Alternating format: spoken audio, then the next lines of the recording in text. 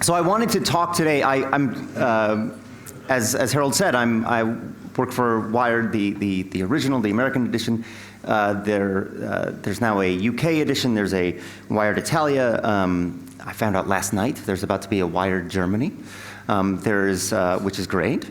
And there's going to be a Wired Japan. So there's a whole universe of expansion. But this is what I'm talking about this morning is the cover story from the new issue of Wired America.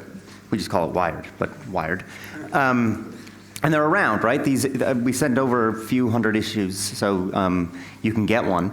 And everything that I failed to explain clearly this morning, you can read my attempt to explain it in the issue.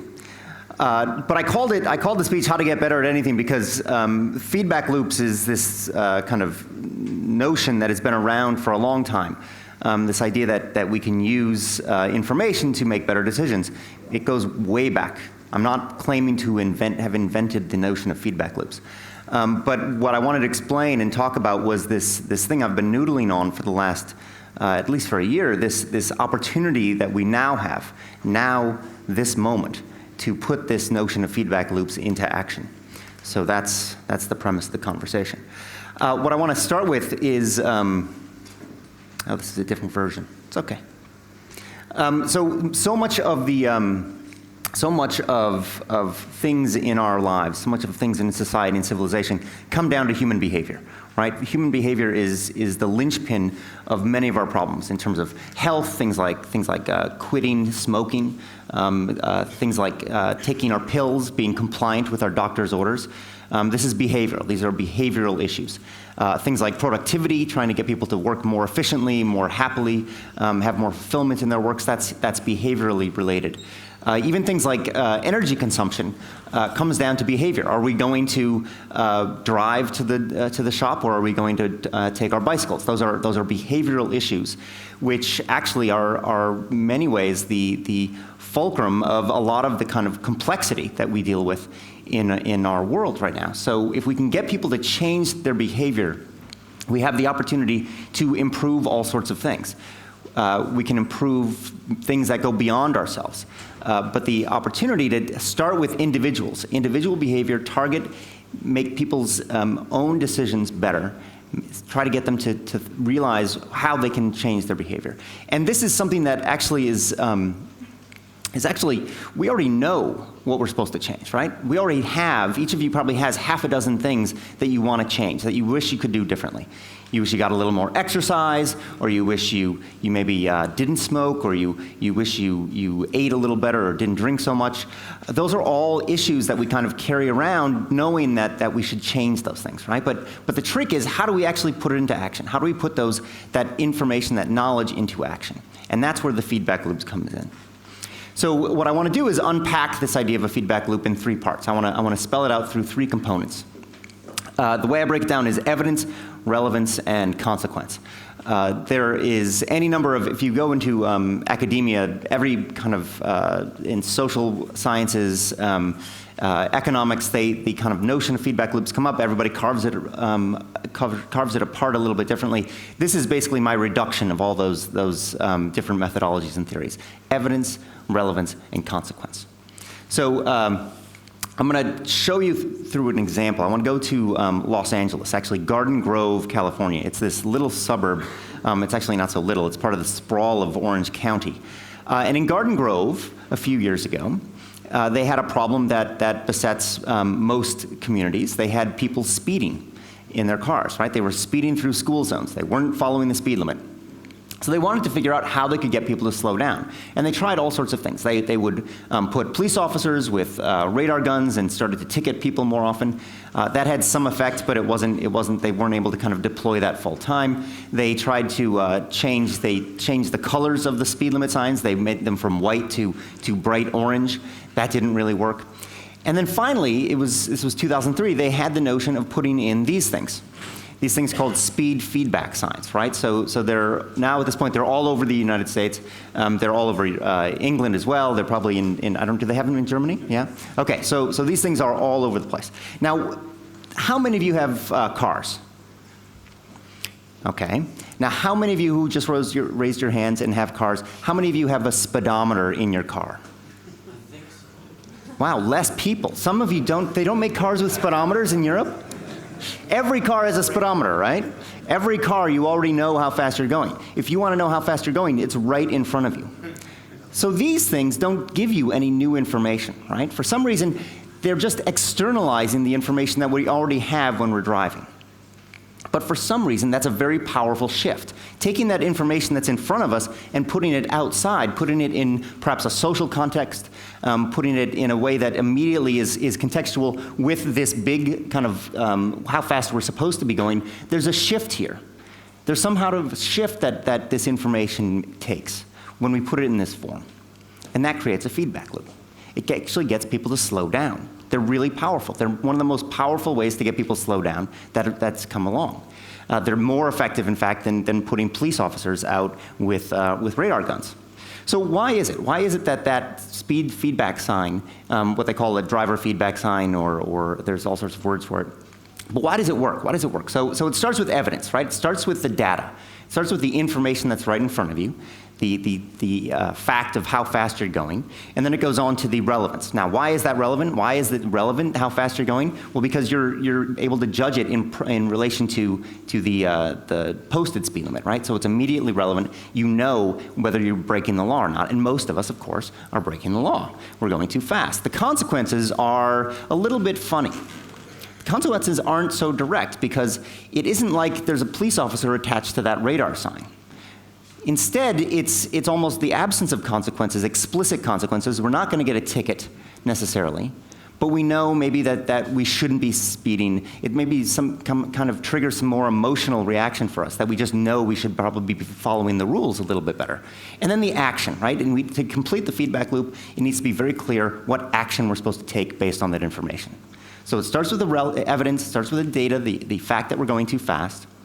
Then it shifts to the relevance, then the consequences, we know what we're supposed to do, and then the action. That's the feedback loop. So the reason, and then when we get these scenes, so the speed limit is 25. We're going faster than that, of course, and then we should slow down, and the action is so easy, right? It's so easy to do this. All we have to do is take our foot off the pedal, and boom, we've slowed down. It's a very nifty, tidy, elegant feedback loop. It works really well. What's tricky is when we try to take this strategy and bring it into other areas of our lives, some of those other behavioral areas that I talked about earlier. Those areas, it isn't quite so automatic what the action is supposed to be, and it isn't quite so tied to an immediate, instantaneous movement, right? The behavior we're supposed to change may be kind of something down the road. Maybe we're supposed to be remembering that we shouldn't do something. Maybe we should be exercising more, but we exercise 2 or 3 times a week rather than all the time. So the kind of making this a tight feedback loop is the challenge.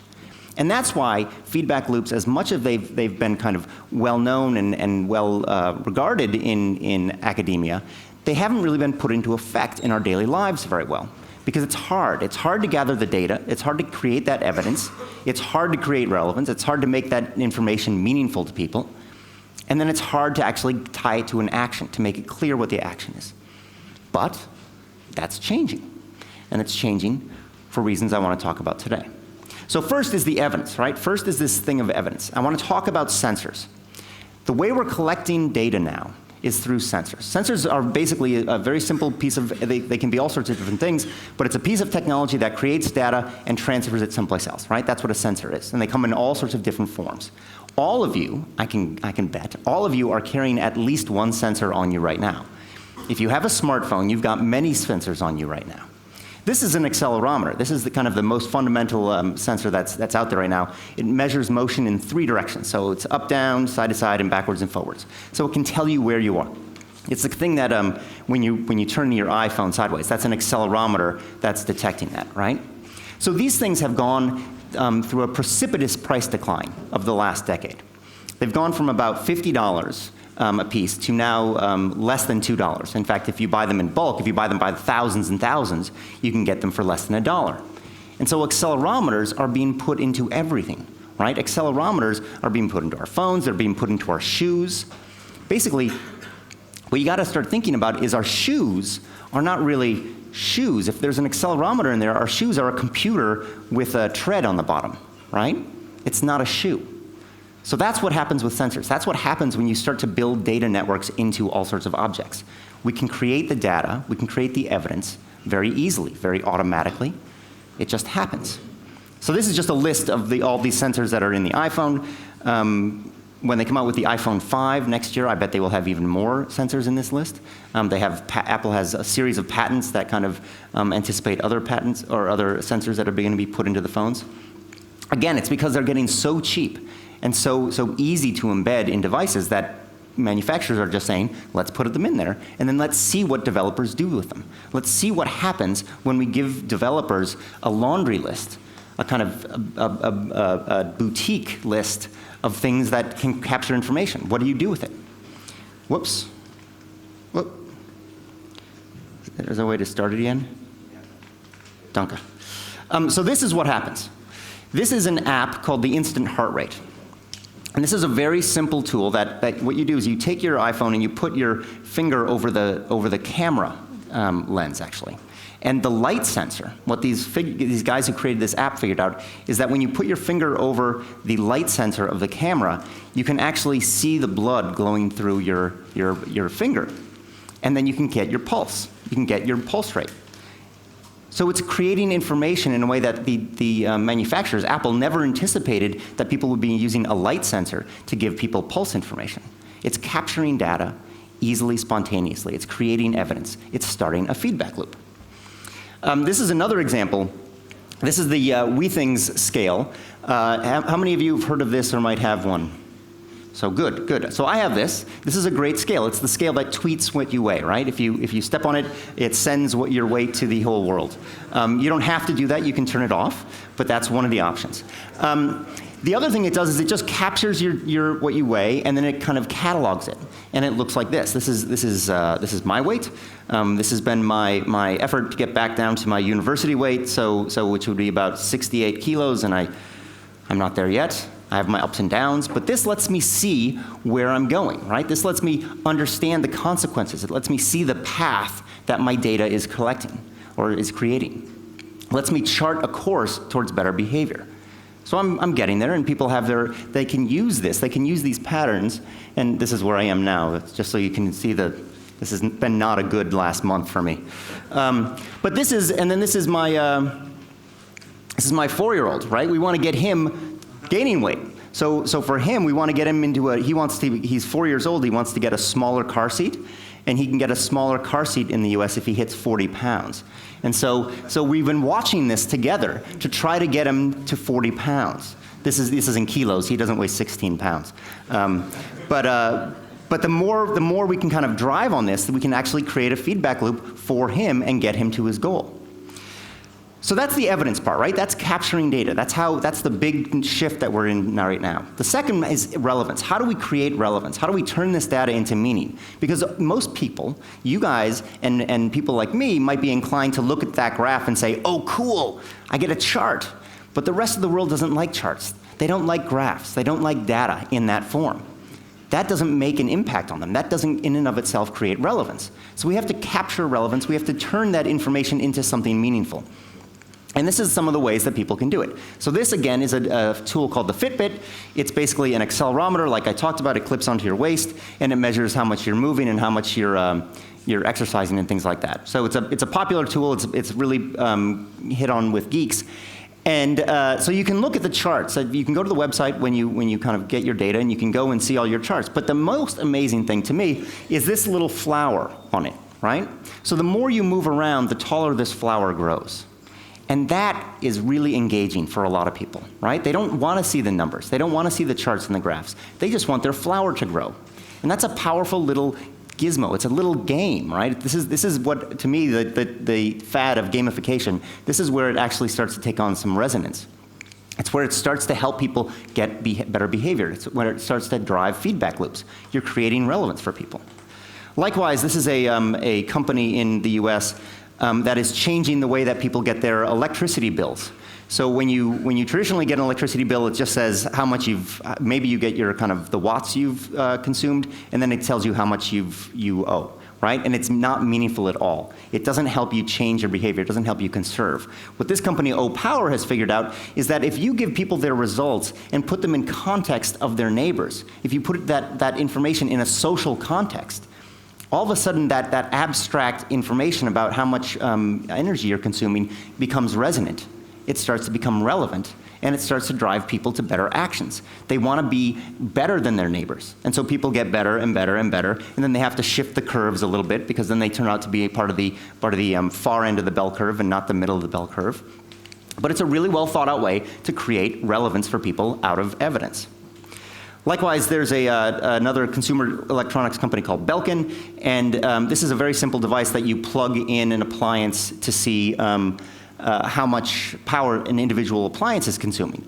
Well, there are 3 buttons on this, as you can see, and you can see it. You can see the results. You can see how much your appliance is consuming by watts, so by the sheer data, by the units of consumption. But you can also change it into dollars. You can change it into money, because money, for some people, is more relevant. It's more resonant than the data, than the pure information about watts. So money, a financial baseline, is for many people where relevance happens. So that's what we have to use. We have to use this kind of menu of possible resonance, possible relevance, and get that engagement. Turn information, turn the data into relevant information. And then consequences. Okay, so what is this? How does this manifest itself? Well, this is another little startup in Silicon Valley. It's called Green Goose. What they are doing is they're taking accelerometers and they're turning it into a whole patchwork of stickers. So they're just throwing them into stickers. You buy these little packets of stickers and put them on your toothbrush, you put them on your water bottle, you put them on your rake, and it encourages you to do behavior, because now you want to drink more, because every time you move, they figured out a little algorithm that correlates to this movement, means you're actually drinking some water. So it encourages you to drink water. If you go like this, the algorithm recognizes that you're brushing your teeth. And so it gives you a little bit of feedback there. And what they do is they turn it into points. They turn that motion into points, and you can use the points to play a game. So all of a sudden you're creating a whole ecosystem of engagement, an ecosystem of feedback. Every action then has consequences. This is another one. This is Ripple. It's a startup that is helping people drive towards better productivity. So it's used right now by Facebook. If you wonder how does Facebook make its employees so productive and so function so well, they have this little program clicking all in the background. So people can constantly know how they're performing. It's not a once a year or twice a year performance review. People are constantly giving each other feedback through this interface. And again, this was just released last week. Facebook loves this. Facebook has adopted this throughout the company, because it's creating feedback. It's creating feedback loops that help all of their employees feel better about their work they're doing. Productivity is getting better because of feedback loops.